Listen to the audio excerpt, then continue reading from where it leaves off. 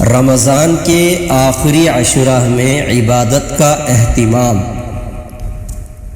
بخاری شریف کی حدیث ہے، امی جان حضرت عائشہ رضی اللہ تعالی عنہا ارشاد فرماتی ہیں کہ جب رمضان کا آخری عشرہ ہوتا تو حضرت صلی اللہ علیہ وسلم راتوں رات عبادت میں مشغول رہتے تھے اور اپنے گھر والوں کو بھی جگاتے تھے اور اپنی کمر کو کس لیتے تھے۔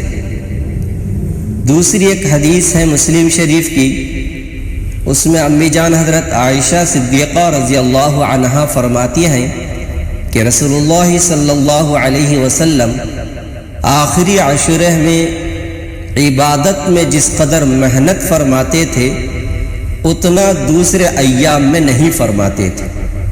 اللہ تعالی ہم سب کو آخری عشرے میں زیادہ عبادت میں منہمک ہونے کی توفیق نصیب فرمائے۔